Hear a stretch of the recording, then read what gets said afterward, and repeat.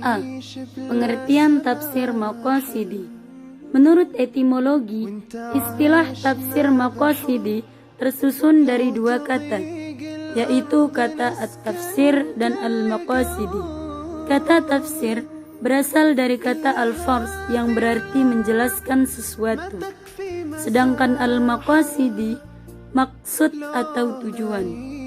Menurut terminologi, tafsir maqasidi adalah salah satu ragam aliran tafsir yang berupaya menguak makna dan tujuan dari Al-Quran, baik secara general maupun parsial, untuk mewujudkan kemaslahatan umat manusia.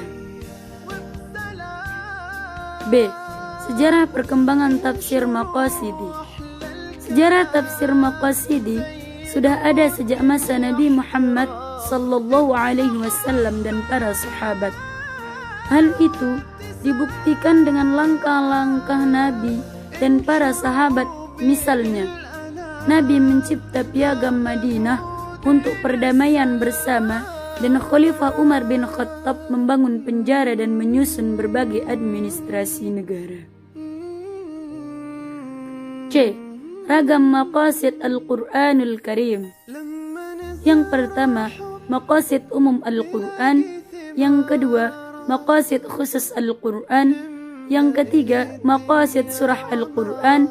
Yang keempat, maqasid terperinci ayat-ayat Al-Quran.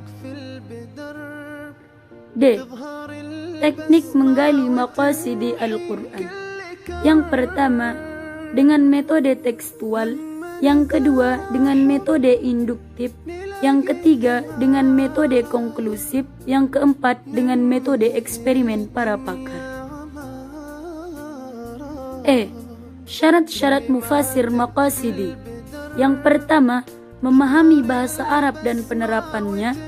Yang kedua, melakukan tadabbur dan berusaha untuk hidup bersama Al-Quran. Yang ketiga, mengamalkan Al-Quran, mengajarkannya, dan berjihad dengannya. Yang keempat, bertolak dari kebutuhan umat terhadap maqasid umum Al-Quran. F. Aturan-aturan tafsir maqasidi. Yang pertama, disimpulkan dari proses yang benar. Yang kedua, memahami syarat-syarat mufassir maqasidi. Yang ketiga, mengutamakan maqasid tekstual dan originalitas dari Al-Quran. Yang keempat, mengedepankan maqasid umum Al-Quran.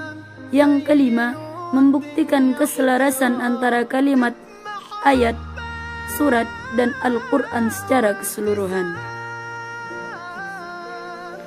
G. Manfaat tafsir maqasidi. Yang pertama, menambah keimanan dan keyakinan tentang nilai dan posisi Al-Quran. Yang kedua, mampu memperbaiki pemahaman terhadap Al-Quran dan memudahkan hafalan. Yang ketiga, meminimalisi pertentangan dan kefanatikan di antara umat dan muslim. Yang keempat, menjadi standar dalam pemaknaan dan penerapan Al-Quran. Yang kelima, menghindari kesia-siaan. Yang keenam, menguatkan hal-hal yang bermanfaat. Yang ketujuh, menjadi petunjuk untuk memahami hadis, fikih, dan Al-Quran, dan sebagainya.